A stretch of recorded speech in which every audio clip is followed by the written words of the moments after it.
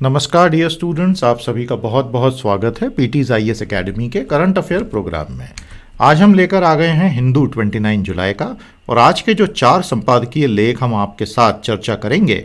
सबसे पहले आईएमएफ की भारत और विश्व के जीडीपी को लेकर कुछ अनुमान। पश्चिम बंगाल की सरकार द्वारा पेगासस जासूसी घोटाले मामले में एक आयोग की नियुक्ति। सहकारिता क्षेत्र में सहकारिताओं को राज्यों के भरोसे छोड़ देना ही सबसे बेहतर। और फाइनली जापान की स्कूली शिक्षा पद्धति में चीतोकुताए नाम के सिस्टम का एक आकलन। बहुत प्यारे एडिटोरियल्स हैं, आपको मज़ा आएगा। सभी सिंसियर एस्पायरेंट्स के लिए है, पढ़ते रहिए बढ़ते रहिए। ये आज का हिंदू है और ये 4 लेख मैं कवर करूंगा। तो साथियों, ये मेंस के पेपर का विश्लेषण होता है, देख लीजिए एक बार। इसके अलावा प्रीलिम्स अलग हो गया, इंटरव्यू का तो पूरा सिस्टम ही अलग है। ये हमारा पहला आज का एडिट है। प्रीलिम्स GS2 3 ऐसे में काम आएगा। टाइटल क्या है? Virulence and variance. विरुलेंस का मतलब है किसी वायरस से पैदा हुआ तीक्ष्ण प्रभाव, और वेरिएंस का मतलब है आपके द्वारा सेट किए हुए टारगेट से हट जाना, वेरिएंस हो जाना, यानी बदलाव हो जाना, अलग हो जाना। आईएमएफ का वर्ल्ड इकोनॉमी आउटलुक जो है वो बेसिक इकोनॉमिक आउटलुक जो वर्ल्ड इकोनॉमिक आउटलुक है वो बेसिकली ये बता रहा है विश्व आर्थिक परिदृश्य, वो आने वाले कुछ महीनों के एस्टिमेट्स और असेसमेंट्स हमें बता रहा है। तो ठीक है, पढ़ना शुरू करें। आईएमएफ का जो एक बड़ा फेमस पब्लिकेशन है वर्ल्ड इकोनॉमिक आउटलुक, क्योंकि वो बहुत टेक्निकल एनालिसिस हर कुछ हफ्तों में प्रस्तुत करता है विश्व की अर्थव्यवस्था पर। उसका लेटेस्ट इशू जुलाई में छपा है और वो बड़ा स्पष्ट बता रहा है, ऐसा एडिटर कहता है, कि किस प्रकार से अलग अलग देशों में जो रिकवरी होगी, यानी यहाँ से आर्थिक सुधार धीरे धीरे होना शुरू होगा, यानी जीडीपी की वृद्धि दर की बात कर रहे हैं, वो पैंडेमिक की वजह से बहुत गहरे स्तर पर प्रभावित हो रहा है। और उसमें भी सबसे बड़ी बात है कि टीकाकरण की, कोविड के वैक्सीनेशन की जो रीच और गति है, सारा खेल उस पर आके रुक गया है। आईएमएफ का WEO वर्ल्ड इकोनॉमिक आउटलुक ये बताता है कि दुनिया में अब 2 समूह बन गए हैं देशों के। हिंदी में सब कुछ हमने आपके लिए बना दिया है, हिंदी विश्लेषण भी है, अच्छे से पढ़िएगा, आपको बहुत बहुत फायदा होगा। अपने सभी हिंदी माध्यम छात्रों को भी साथ में हमारे चैनल के साथ जोड़ दीजिए दोस्तों। There are 2 blocks of nations now, जो बहुत तेजी से नॉर्मल होते जा रहे हैं, और दोज हु आर स्ट्रगलिंग, जहां अभी बहुत संघर्ष चल रहा है नॉर्मल होने का। अप्रैल में आईएमएफ ने विश्व के इस साल के 2021 के जीडीपी की ग्रोथ रेट 6% बताई थी, और अभी भी वो 6% ही बता रहा है। लेकिन एक बहुत बड़ा फर्क आ गया है। अब फर्क यह आ गया है कि जो विकसित विश्व है, पश्चिम अमीर देश, अब उनकी ग्रोथ रेट बहुत बढ़ गई है। पहले 5.1 थी, अब 5.6 हो गई है। बहुत बड़ी बात है, क्योंकि वो तो बहुत बड़ी इकोनॉमीज हैं। और जो उभरता हुआ विश्व है, विकासशील विश्व है, जिसमें भारत वगैरह आ गए, वो पहले 6.3% और 5.9% का फर्क आ गया है। तो पहले वो बोलते थे कि 6.3% से ग्रो होंगे, अब बता रहे हैं कि 5.9% से ही ग्रो होंगे। तो अमीर विश्व और तेज हो गया, और जो विकासशील है वो और स्लो हो गए। अमेरिका ने दरअसल वैक्सीन रोल आउट बहुत तेजी से किया, और उसकी इकोनॉमी 7% से ग्रो होगी, जो पहले के 6.4% से बहुत ज़्यादा है। हाँ, ये बात भी सही है कि बाइडेन सरकार ने राजकोषीय समर्थन पैकेज बहुत बड़ा लाया है। भारत का जीडीपी का ग्रोथ एक्सपेक्टेशन बहुत तेजी से कट किया है, 12.5% से कट करके केवल 9.5%, जो देखिए अच्छी खबर तो कहीं से कहीं नहीं है, क्योंकि इसके साथ करोड़ों लोगों की आजीविकाएं, इनकम सब जुड़ी हुई हैं। और ऐसा क्यों? तो आईएमएफ का वर्ल्ड इकोनॉमिक आउटलुक कहता है कि दूसरी वेव ने बहुत तकलीफ दी है भारत में, और कॉन्फिडेंस की रिकवरी बहुत धीमी गति से हो रही है। साथ ही साथ बड़े स्पष्ट तौर पे आईएमएफ ने बोल दिया है कि भारत और इंडोनेशिया दोनों में वैक्सीनेशन का कैंपेन बहुत स्लो चल रहा है, और G20 देशों में अभी ये फिलहाल सबसे स्लो हो गया है। और अगर यहाँ कोई दूसरा सुपर कंटेजियस वायरस का वेरिएंट निकल कर आ गया तो बहुत ज़्यादा दिक्कत हो सकती है। और इसलिए भारत के सामने अभी एक ही लक्ष्य होना चाहिए, जितना जल्दी हो फटाफट लोगों का वैक्सीनेशन करें। आपको बात समझ में आ गई? आज भारत की महज 7% आबादी फुल्ली वैक्सीनेटेड है।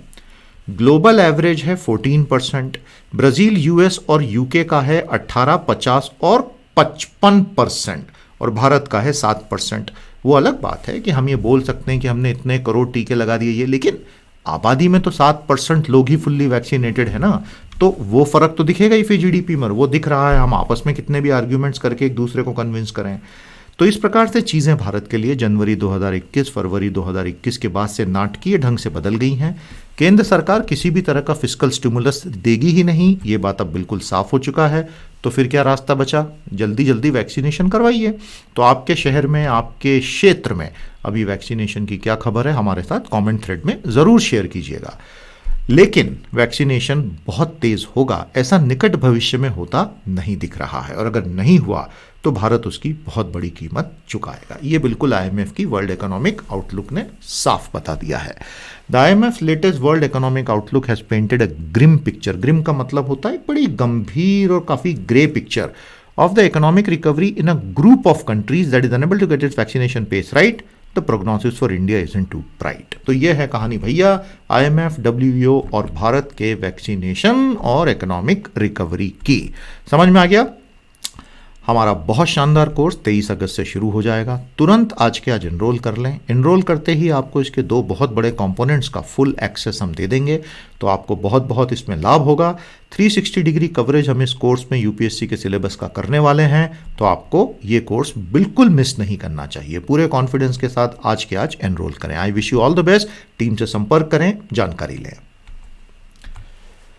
पश्चिम बंगाल ने पेगासस जासूसी घोटाले मामले पर अपना खुद का राज्य स्तरीय आयोग नियुक्त कर दिया। काफी बड़ा डिसीजन है, तो क्या यह डिसीजन सही है? आइए देखते हैं। प्रीलिम्स, जीएस2, 3 और एसए। 3 इसलिए क्योंकि इंटरनल सिक्योरिटी भी तो है ही ना।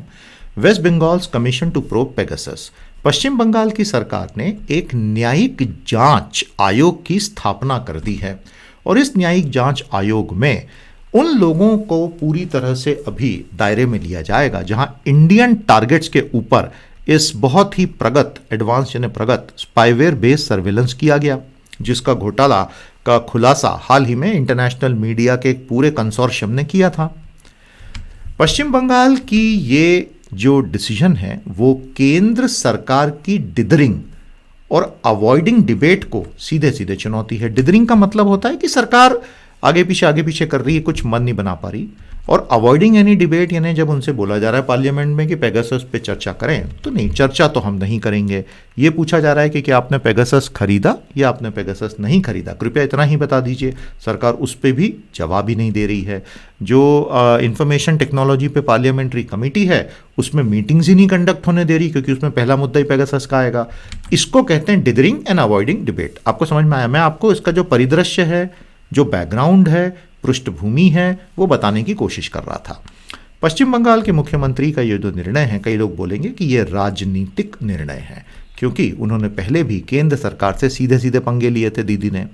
लेकिन क्योंकि केंद्र किसी भी तरह की जांच बिठाने से साफ इनकार कर रहा है, और ये मामला बेहद गंभीर है जो हमारे लोकतंत्र से सीधे जुड़ा हुआ है, लोकतंत्र का मर्म है ये, तो पश्चिम बंगाल का ये डिसीजन कानूनी रूप से और राजनीतिक रूप से अचानक ही महत्वपूर्ण हो गया है। केंद्र सरकार ने जो ऑफिशियली अभी तक कहा है वो ये है कि भारत में अवैध जासूसी पॉसिबल ही नहीं है, और हम हाँ या ना तो नहीं बताएंगे कि हमने खरीदा कि नहीं। ममता बनर्जी मैडम ने democracy, public order, judicial independence और लेजिस्लेटर्स ऑटोनॉमी को मुद्दा बनाया है। उनका कहना है कि ये जो खुलासा हुआ है कि सुप्रीम कोर्ट का जज एक जो मामले में फंस गए थे सेक्सुअल हैरेसमेंट के, तो वो लेडी के भी पूरे परिवार के सब फ़ोन टैप हुए या हैक हुए, तो ये तो बहुत खतरनाक है। और अगर एमएलएस के सारे फ़ोन हैक हो रहे हैं तो ये तो उससे भी ज़्यादा खतरनाक है, वगैरह वगैरह वगैरह। कमीशन ऑफ इंक्वायरी एक्ट कानून के तहत जांच का ऑर्डर दिया गया है, और क्योंकि खुद ममता बनर्जी उनके आसपास के निकट लोगों के ऊपर भी जांच बैठी थी, मतलब हैकिंग हुई थी, तो इसलिए स्टेट गवर्नमेंट कानूनी रूप से तो सही पाई जाएगी। इसमें 2 सदस्यीय आयोग बना है और इसमें काफ़ी बड़े नाम शामिल हुए हैं। जस्टिस मदन लोकुर रिटायर्ड हैं सुप्रीम कोर्ट से, और justice Jyotirmoy Bhattacharya retired chief justice Calcutta high court के। लेकिन उनका काम आसान नहीं होगा। देखिए, जिन लोगों के नाम आए हैं कि इनके फ़ोनों की जासूसी हुई, हो सकता है वो एग्री करें फोरेंसिक एग्जामिनेशन के लिए अपने फ़ोन की, हो सकता है वो मना कर दें फोरेंसिक, ये अभी आज कोई कह नहीं सकता है। और जो केंद्र सरकार की अलग अलग एजेंसीज इन्वॉल्व हैं, हो सकता है वो कोऑपरेट करें, हो सकता है वो कोऑपरेट ना करें।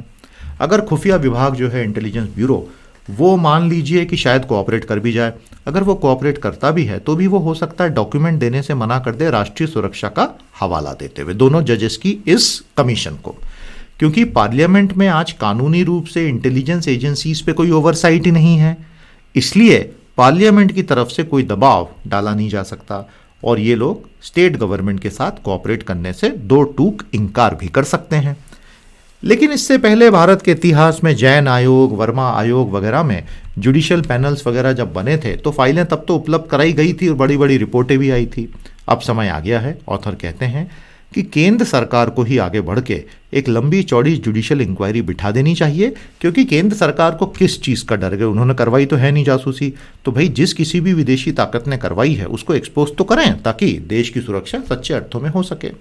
आ गया समझ में दोस्तों? तो आपने क्या समझा, एक या दो लाइनों में हमें भी कमेंट थ्रेड में ज़रूर बताएं। सेशन को लाइक ज़रूर कीजिएगा और चैनल को सब्सक्राइब ज़रूर करें, अपने सारे साथियों को भी जोड़ें। The state of West Bengal ordering an independent investigation into the Pegasus scandal and appointing a commission of retired judges will be a good way to strike a blow for fundamental rights and freedom. हो सकता है देखा देखी कुछ दूसरे राज्य भी इस तरह की जांच बिठा दें, संभव है। तीसरा एनालिसिस बहुत अच्छा है, हालांकि इस मुद्दे पे हम 3 बार अभी तक बात कर चुके हैं, लेकिन अभी तक ये सबसे टेक्निकल है इसलिए मैंने ले लिया।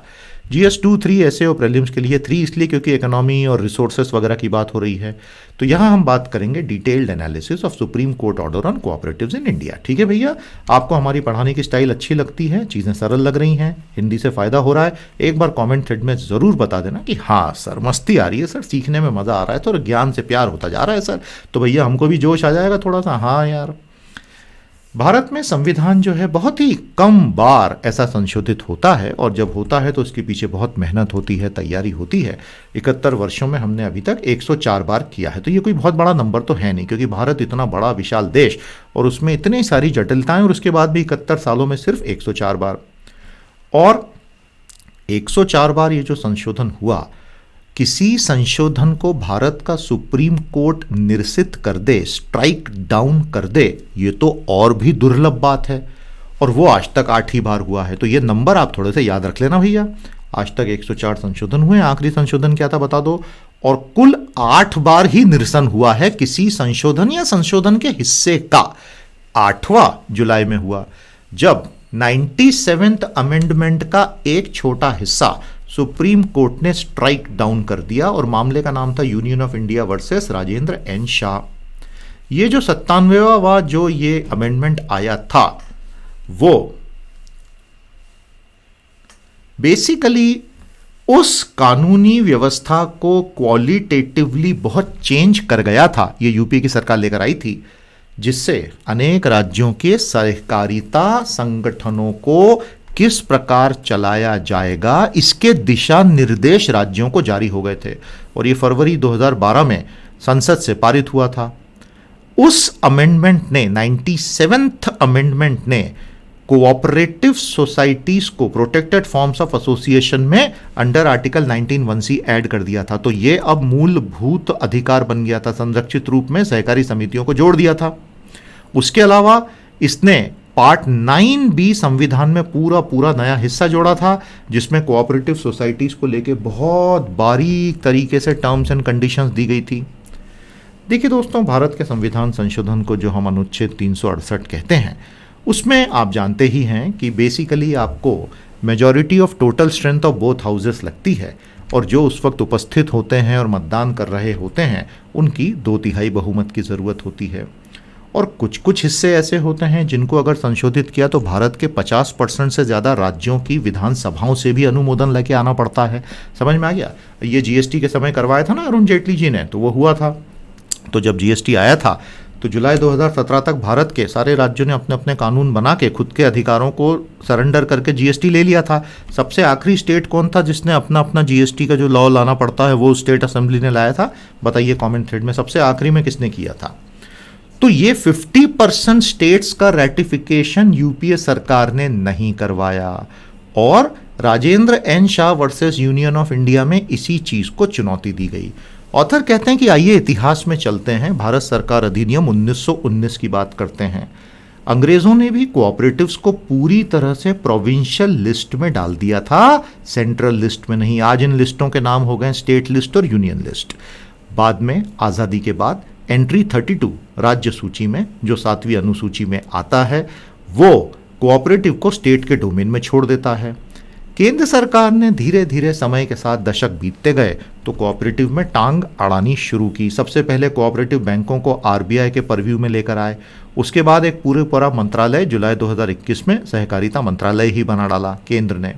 97th अमेंडमेंट ये बोलता है कि ज़्यादा से ज़्यादा स्वतंत्रता और ट्रांसपेरेंसी कोऑपरेटिव्स की वर्किंग में होनी चाहिए, और बहुत सारे नए रेगुलेशन ऐड किए क्योंकि बहुत आरोप लग रहे थे कि कोऑपरेटिव्स में घोटाले हो रहे हैं, पॉलिटिकल वन अपमैनशिप चल रही है। गुजरात हाई कोर्ट ने 2013 में उसी अमेंडमेंट को 2 ग्राउंड्स पे स्ट्राइक डाउन कर दिया था।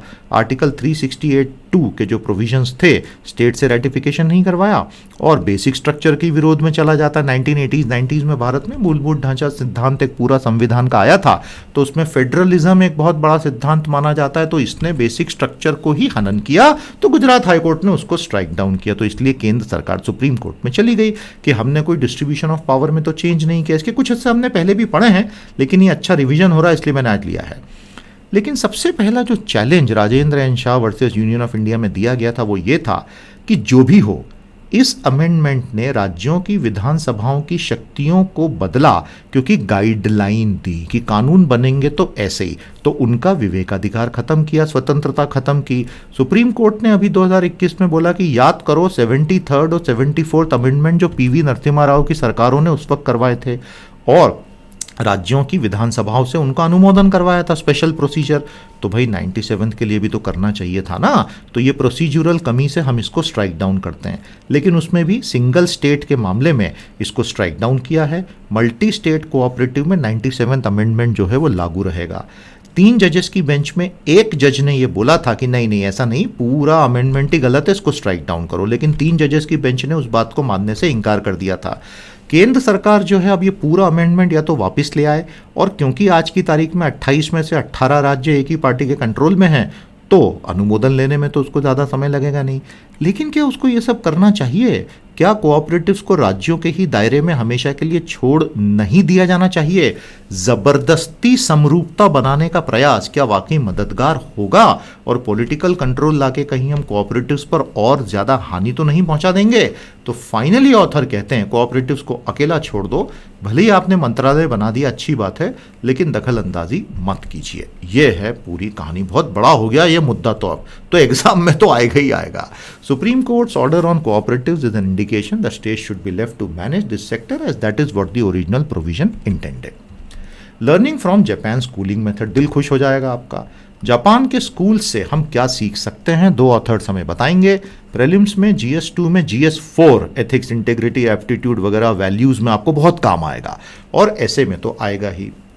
दोनों ऑथर कहती हैं कि शिक्षा में किया हुआ निवेश 2 तरीके से रिटर्न्स देता है। निजी स्तर पे व्यक्तियों को रिटर्न मिलता है, सामाजिक स्तर पर पूरे समाज और संगठन को रिटर्न मिलता है।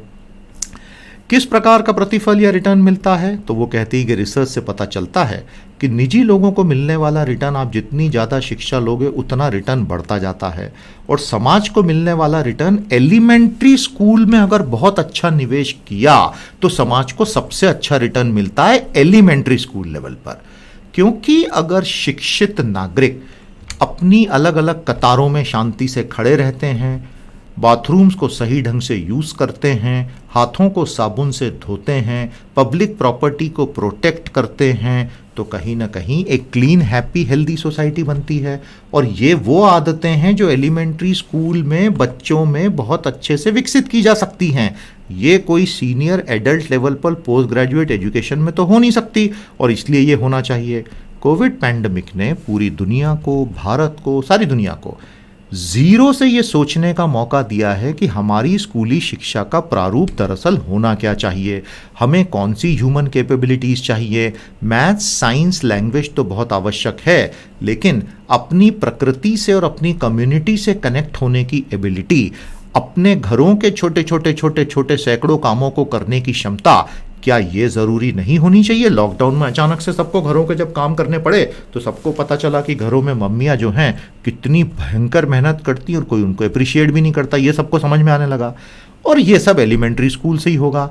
जापान इसके लिए रोल मॉडल है। Why exactly is Japan a role model? क्योंकि वो अपने सभी नागरिकों में जब वो बच्चे होते हैं वैल्यू इंस्टिल करना शुरू करता है, और अलग अलग तबाहियां जब आती हैं उस वक्त जापान के लोग मदद लेने के लिए क्यू में शांति से जो खड़े रहते हैं, वो इसका सबूत है।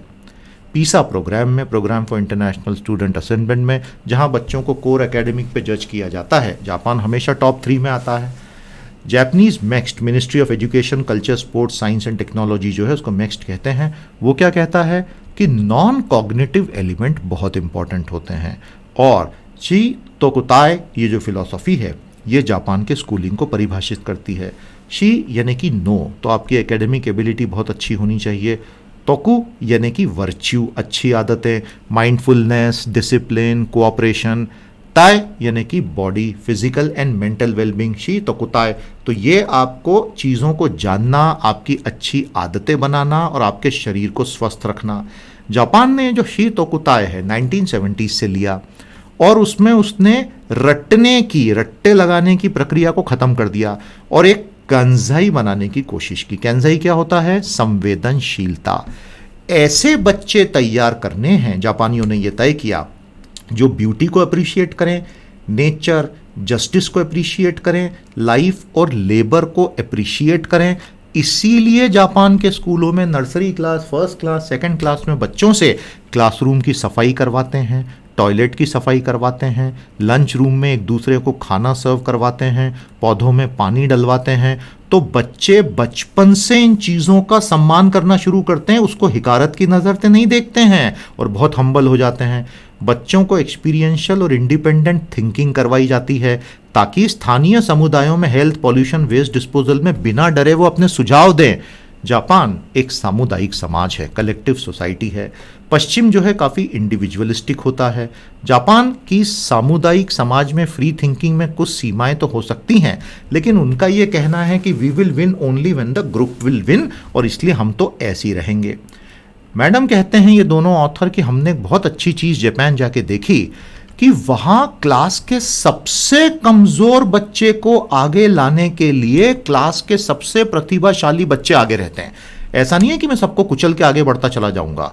सबसे कमज़ोर, हैंडीकैप्ड और इस तरह के बच्चों को हमेशा स्टेज पे आगे लाया जाता है। किसी भी कारण से कोई बच्चा हैंडीकैप हो गया, और ये समाज की संवेदनशीलता में किया गया वो निवेश है जो दशकों तक रिटर्न्स देता है। मज़ा आया दोस्तों, बहुत अच्छी बातें इसमें थी। कुछ कुछ चीज़ें शायद हम भी समय के साथ अडॉप्ट कर सकते हैं। A schooling system that teaches young mind to respect manual labour, support the weak and powerless and working teams happily is surely a winning formula. मज़ा आया दोस्तों। तो प्यारे दोस्तों, यूएस सेक्रेटरी भारत आ गए हैं। अब भारत और अमेरिका दोनों ही काफ़ी बड़ी डेमोक्रेसीज़ हैं जहां पर मानव अधिकारों का बहुत सम्मान होता है। उन्हीं वैल्यूज़ पर काफ़ी गहराई में चर्चाएं चल रही हैं। अच्छी बात है। तो चाइना इससे बहुत भड़का हुआ है। चाइना ने ये बोला कि भैया लाइक माइंडेड डेमोक्रेसीज तुम बोलते हो, तो तुम क्या कहना चाहते हो कि चाइना अच्छा देश नहीं है? तो वो पैरेलल में अलग ही भड़क रहा है भाई, भड़क रहा है। और पैरेलल में चाइना जो है तालिबान को फॉर्मली रिकॉग्नाइज कर रहा है। वैंग यी साहब खड़े हैं यहाँ तालिबान के रिप्रेजेंटेटिव के साथ, बहुत बड़ी बात है। और बेसिकली इनका यही कहना है, मनी मन जो चाइनीज सोच रहे हैं कि अफगानिस्तान कहीं अड्डा ना बन जाए आतंकवाद का, नहीं तो ईस्ट तुर्किस्तान इंडिपेंडेंस और शिंजियांग को संभालने में पसीने छूट जाएंगे। श्रीलंका के टीचरों ने हड़ताल कर दी कि भैया गोटाबाया राजपक्षा जिन्होंने लिट्टे को निपटाया था, तब डिफेंस मिनिस्टर थे, इन्होंने पूरी शिक्षा का मिलिटराइजेशन शुरू किया, हम नहीं करने देंगे। बैंकों के डिपॉजिट्स 90 से 95% तक के सेव कर दिए गए। टाइम बाउंड आपको डूबा हुआ पैसा जल्दी दिलाया जाएगा। ममता बनर्जी पूरे भारत में एक पैन इंडिया अपोजिशन अलायंस बनाने निकल पड़ी हैं। राकेश अस्थाना जी सीबीआई के चीफ तो बन नहीं पाए क्योंकि chief justice N V Ramana ने उसके ऊपर तकनीकी आपत्ति उठा दी थी, लेकिन वो दिल्ली के पुलिस कमिश्नर तो बन ही गए। और फर्स्ट वेव से किस प्रकार नौकरियों पर असर आया, ये इसका इन्फोग्राफिक। हमारे कोर्स की जानकारी लेके एनरोल जरूर कीजिएगा दोस्तों। आज के लिए इतना ही। कैसा लगा सेशन जरूर बताएं। कल आपसे भेंट करेंगे सेशन 38 में। नमस्कार, जय हिंद।